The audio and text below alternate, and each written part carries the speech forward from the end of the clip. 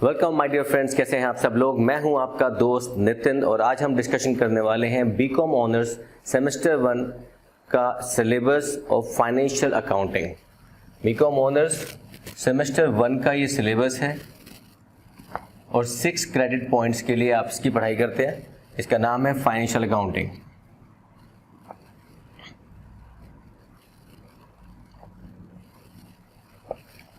किसी भी सब्जेक्ट को जब आप पढ़ते हो तो उसका सिलेबस जानना बहुत ज़रूरी होता है, वरना क्या होता है आप रैंडमली टॉपिक सिलेक्ट करते जाते हो and you start getting irritated कि आखिर इसमें प्रॉब्लम हो क्यों रही है। नाउ अब जो हम बात करते हैं फाइनेंशियल अकाउंटिंग की, तो इसमें आपको ये समझना है कि आपने अगर कॉमर्स फील्ड से अपनी 11th 12th कर रखी है तो आपने बहुत सारे टॉपिक होंगे जो आपने कर रखे हैं पहले, तो यू हैव टू जस्ट रीब्रश, लेकिन थोड़ा एडवांस लेवल पे, कुछ ज़्यादा एडजस्टमेंट्स, कुछ ज़्यादा एंट्रीज के साथ। अगर आपके पास कॉमर्स बैकग्राउंड नहीं था तो एक्चुअली में इसी तरह से डिज़ाइन किया जाता है सिलेबस कि पहले बेसिक्स, फिर एडवांस, फिर और एडवांस। जैसा मैंने आपको कई अपनी वीडियोस में बता रखा है कि हमारी financial accounting is one of the branch of accounting. हमारी 3 मेजर ब्रांचेस होती हैं अकाउंटिंग की, फाइनेंशियल, कॉस्ट एंड मैनेजमेंट।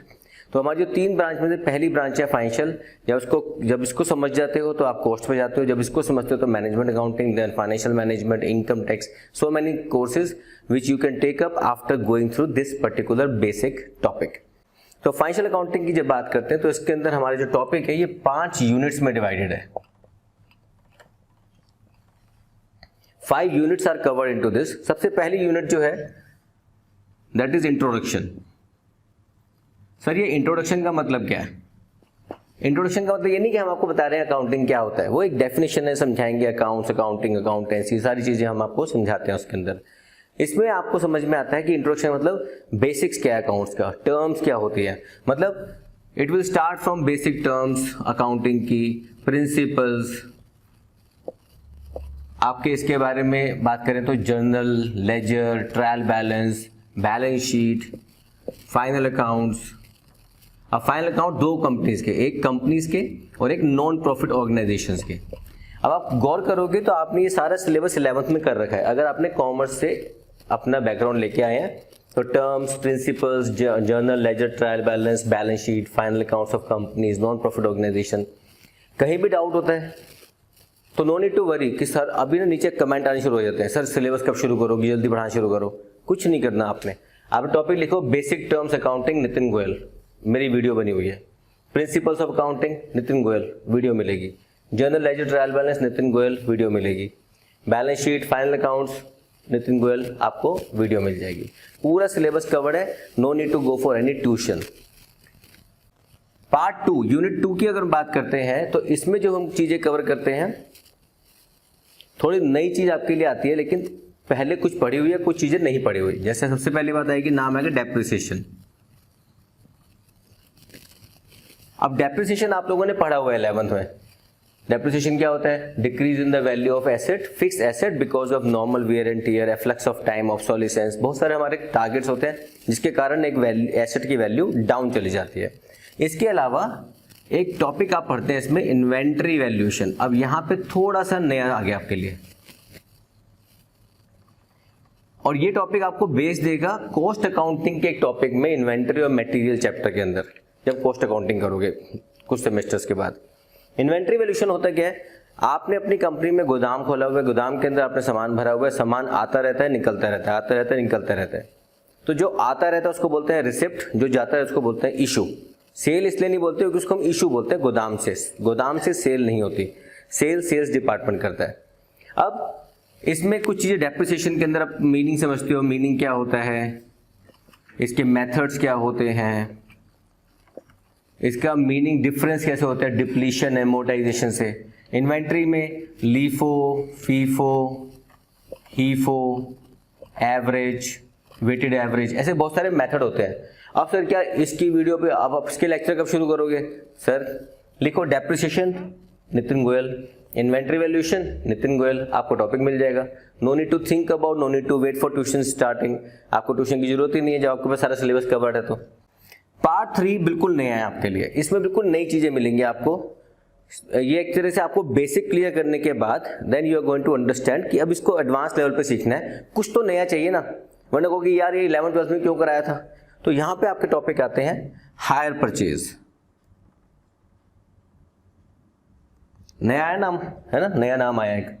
तो आप गाड़ी इंस्टॉलमेंट पे लेते हो, लैपटॉप इंस्टॉलमेंट पे लेते हो, मोबाइल इंस्टॉलमेंट पे लेते हो, उसकी इंस्टॉलमेंट पे करनी है आपको, उसके बाद भी आपके पास वो सामान रहेगा या नहीं रहेगा। हायर परचेज और वो EMI सिस्टम में अलग होता है। हायर परचेज में सामान आपके पास नहीं रहता, वापस चला जाता है कभी कभी। Hire purchase, branch accounting, departmental accounting.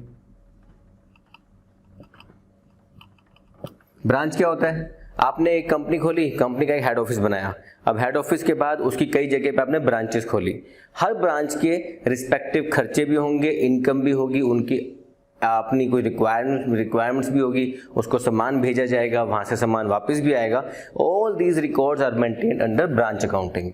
Similarly company के अंदर डिफरेंट डिपार्टमेंट होते हैं, हर डिपार्टमेंट की अलग अलग रिक्वायरमेंट होती है, हर डिपार्टमेंट को अलग अलग तरीके से डील करना होता है, हर डिपार्टमेंट की अकाउंटिंग अलग से की जाती है।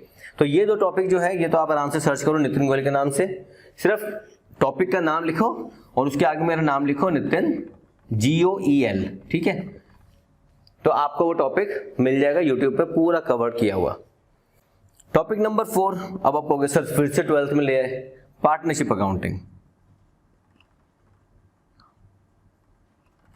तो सर इसमें क्या क्या कवर करेंगे हम?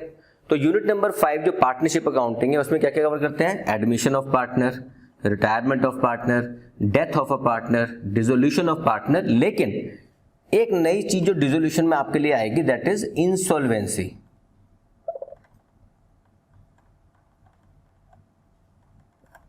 अब इंसॉल्वेंसी का मतलब होता है दिवाला निकलना, कि आपकी जो ऑब्लिगेशन है उससे ज्यादा पैसे आपके पास है ही नहीं, उससे भी कम पैसे हैं। तो आपका दिवाला निकला, किसका? या तो एक पार्टनर का, दो पार्टनर का, या सारे पार्टनर्स का।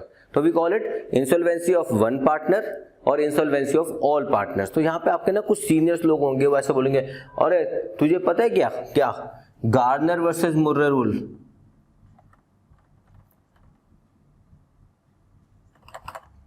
हाँ, नाम तो सुना है, बड़ा खतरनाक होता है, बड़ा डरावना सा होता है गार्डनर वर्सेस मुर्रे रूल। कोई दिक्कत नहीं है, डरावना लगता है? टॉपिक लिखो पार्टनरशिप अकाउंटिंग, नितिन गोयल, पूरा सिलेबस कवर्ड है। एडमिशन करा रखा है, रिटायरमेंट करा रखा है, डेथ, डिसोल्यूशन, इंसॉल्वेंसी सब करा रखा है। नो नीड टू सही से क्लास कब से शुरू कर रहे हो, सब करा रखा है। कहोगे तो लिंक दोबारा दे दूंगा आपको। एंड नंबर 5 जो 5th यूनिट है दैट इज हमारी शायद इंट्रोडक्शन टू कंप्यूटराइज हुआ इस बार, accounting, yes, computerise accounting system.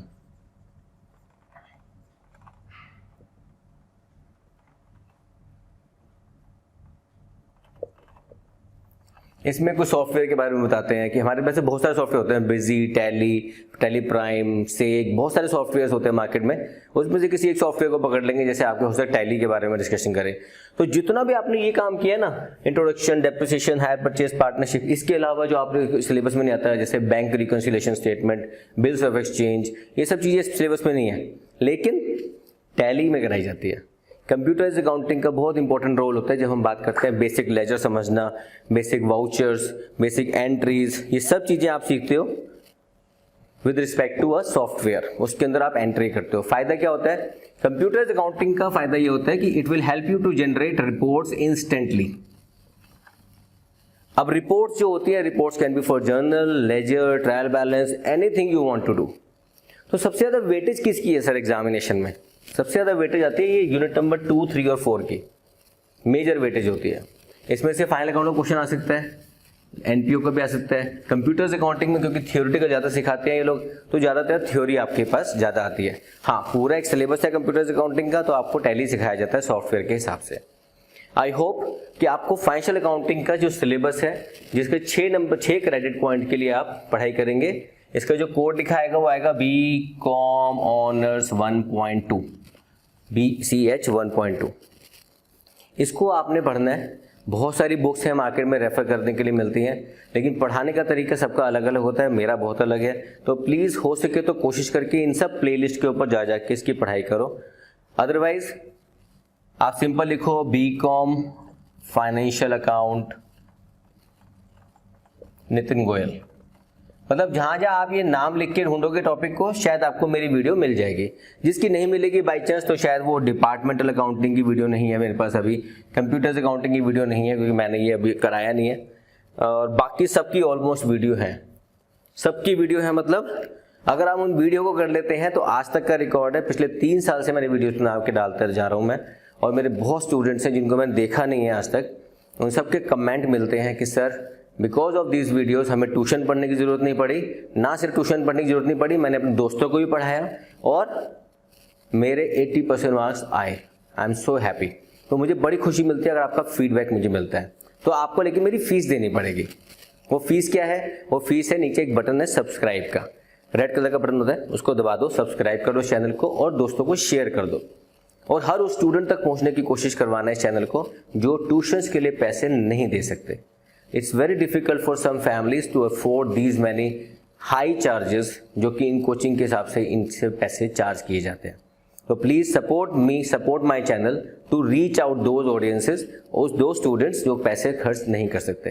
ये चैनल इसीलिए खोला था मैंने ताकि मैं जो कभी लाइफ में प्रॉब्लम फेस कर चुका हूँ, मेरे कारण कई लोगों को प्रॉब्लम फेस ना करनी पड़े। Alright, so stay blessed, God bless you, take care, bye bye.